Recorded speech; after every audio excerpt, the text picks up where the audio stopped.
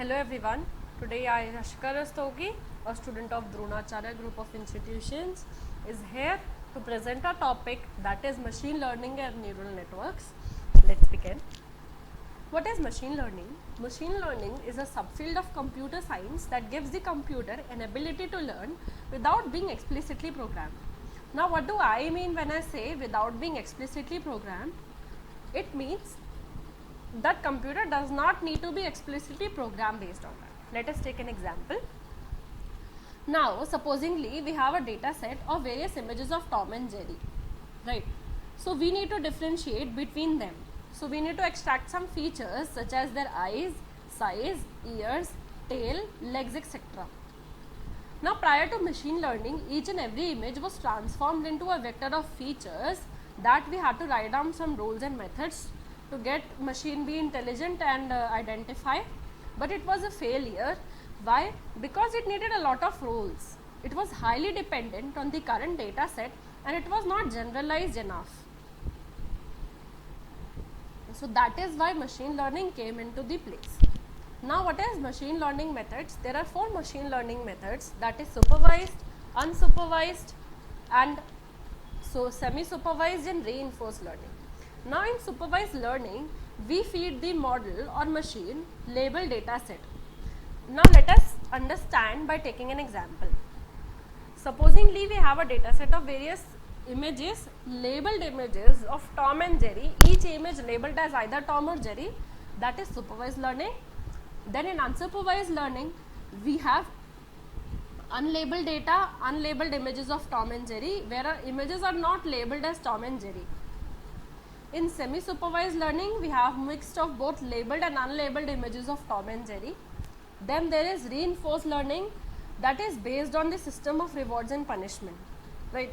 So whenever the machine guesses the image as Tom or Jerry, that is correct, then the machine would be getting a reward, else it would be punished.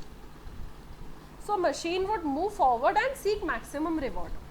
Now examples of machine learning or supervised learning is linear regression, then the support vector machine and decision tree. In unsupervised, there is a priori, k-means clustering and basically clustering. In semi-supervised, we have adversarial networks, neural networks and self-trained naive Bayes. In reinforced learning, we have Q-learning, model-based value estimation. Now the process is basically finding out the data, cleaning and removing the outliers, then selecting an appropriate algorithm, training the model to predict various patterns, and then calculating the accuracy and improving the model. Now selecting the data. Selecting the data is a very crucial and important part of machine learning. Why? Because if you don't select an appropriate data, it would not give an accurate result. It would not be accurate enough, right? So we acquire resources or the data from various other resources that are available on the web. There are various websites. We construct the data set by taking a survey and online assessment of various situations that can also be done. So constructing a data set ourselves is much more recommended because that data is very much custom and personalized for us and it would definitely give good results. Now the data must contain a few thousand rows and 20 to 25 columns so that it is easier to dig in and continue. Now data set should have continuous and categorical values too. Now cleaning and filtering data is very much important because data contain many missing data. Irregular data are also there that are called outliers. Unnecessary data, that is repetitive data, duplicates and etc. Inconsistent data such as capitalization, addresses, etc. So that is how we filter and clean the data. Now there are various libraries such as Pandas and NumPy are specifically designed to clean and filter the data according to the need. Now we have a data. Now data is present in a very huge amount. If we don't select an appropriate or good algorithm for it, it would become a waste because nowadays there are loads and loads of data that is being generated. So if we don't put that data to use, put good use, it would be a waste, right? So that is why we need to select an appropriate algorithm. Algorithms such as regression, decision trees, clustering, classification, association and neural networks are there. Then talking about regression, regression is 3 types of regression are there. Then there is linear regression, multiple linear regression and non-linear regression. In regression there is some dependent value and there is independent value. So the dependent variable and independent variable are currently or usually dependent on each other. In simple linear regression there is one dependent variable. In multiple linear regression there are more than one. And non-linear regression is not at all linear, so there is an parabola. Now decision tree and random forest. Decision trees are the trees that we construct in order to take a decision. Now supposingly we want to take a decision of going out, how we need to reach college. First we look at the weather, whether the weather is sunny, we'll look at the time. If we have more than 30 minutes remaining, we'll walk to college. If we have less than 30 minutes remaining, we'll take a bus. If weather is cloudy, we'll look at if we are hungry or not. If we are very much hungry, we'll walk. If we are not hungry, we'll not walk, we'll take a bus and we'll reach college. Right? If it is raining, we'll look at the rain, that it is raining heavily, we cannot do any other thing, so then we'll take a bus and reach college. Now whenever we need to take about decisions for majority of the class about how they reach college, how they do it, that is done. Each and every student will construct their each and every tree. That trees combined together is called a forest. Right? Now clustering. Clustering is basically clustering or combining the data in a particular format or together. Not looking at this data here, there are various data concentrated around a point. So this is cluster 1, cluster 2 and cluster 3. Similarly, take an example, we have raw data here of various fruits. Now we need to categorize these fruits. So we'll put an algorithm of clustering and we'll separate out apples from here, pears from here and strawberries from here. So this is called clustering around a point. Now various examples of clustering algorithms are K means clustering, C means clustering, etc. Moving forward, we have classification. Classification is separating out the data when we cannot form points and concentrate, the data is not concentrated around a single point. That is why we need classification. So now classification is basically used in email classification as either spam or a normal mailbox. So various classification algorithms are support vector machines, right? Moving forward, we have association. In association, we have this algorithm. Now what is association? It is basically recommending based on what the other people are going through. If people like A and B more, they are bound to like C also, right?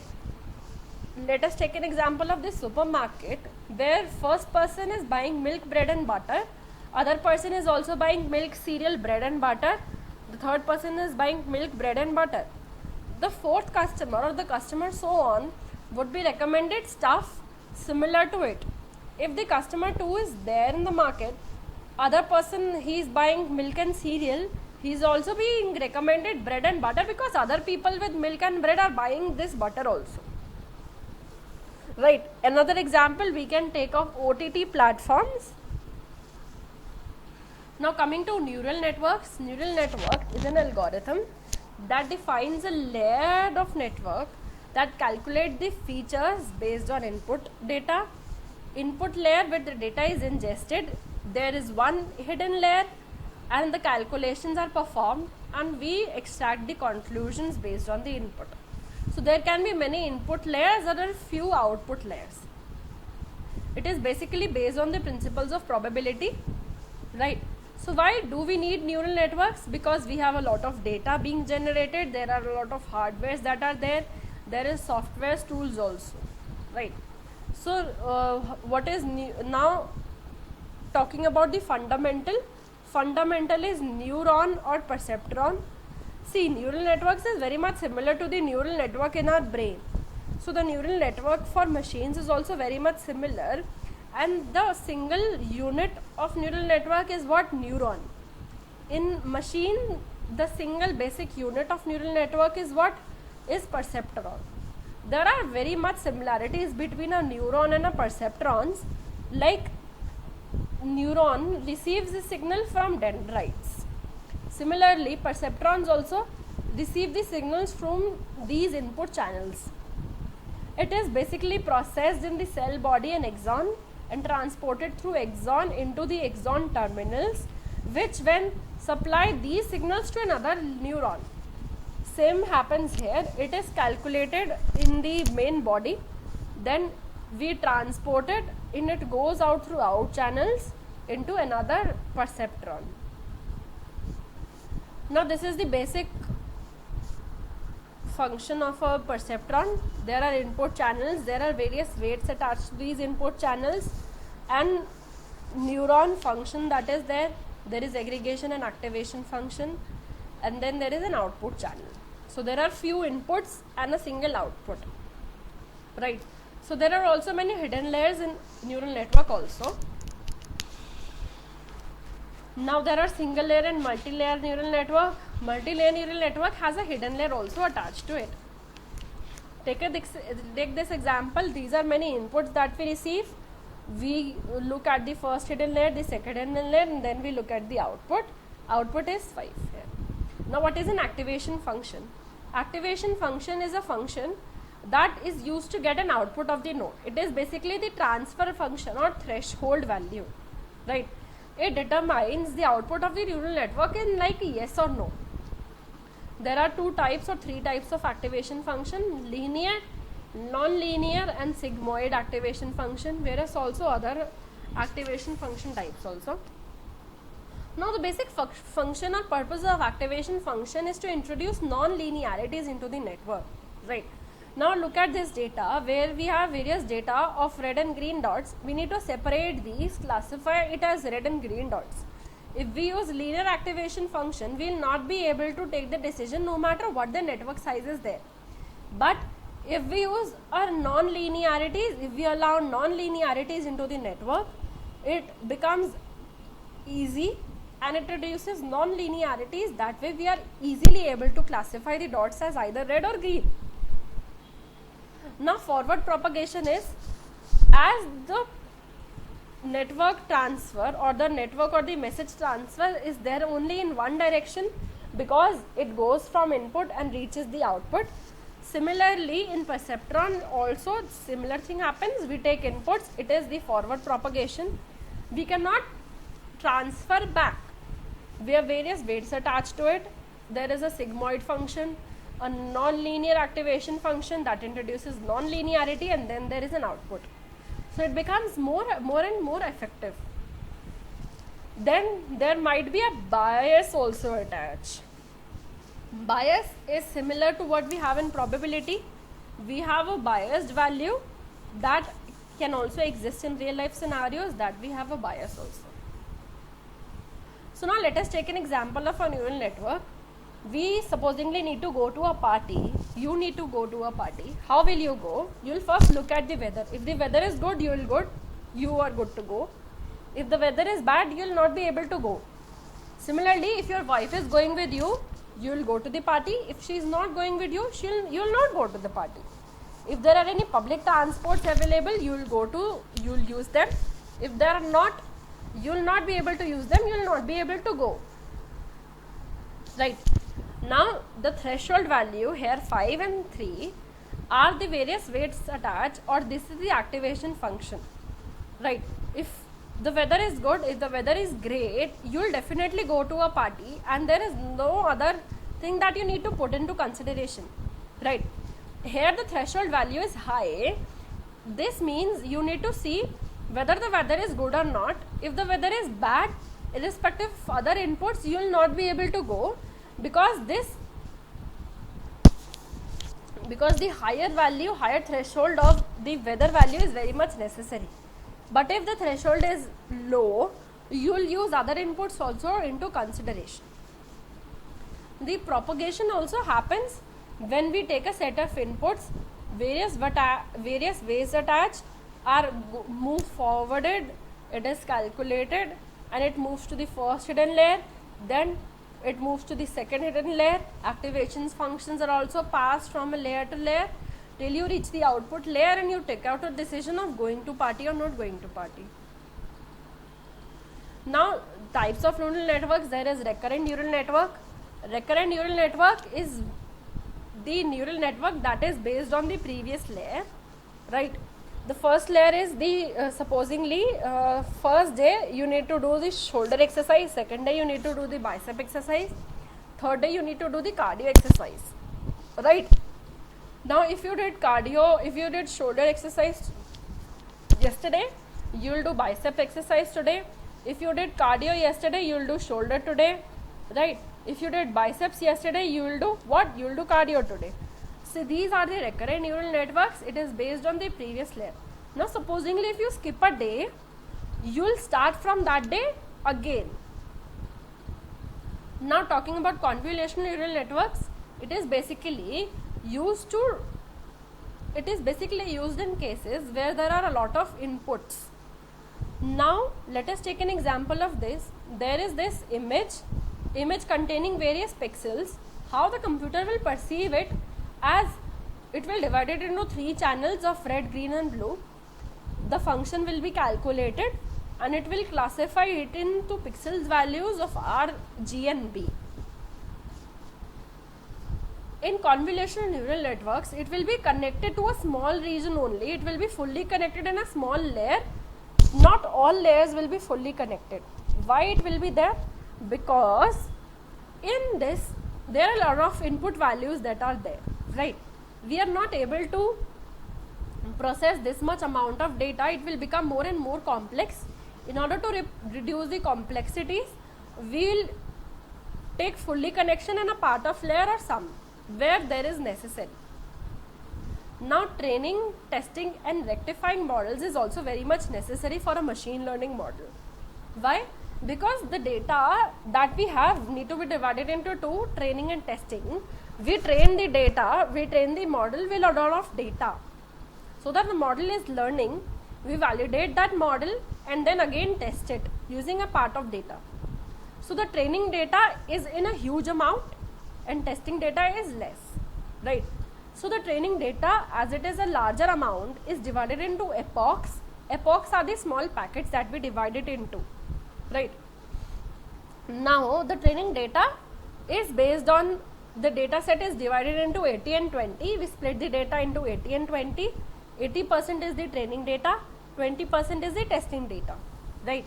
And some part of it we can also keep for validation, right? So now applications, there are various applications of it, such as digital assistants, such as Google Assistant, Alexa, Siri. We use this a lot. Then there is GPS.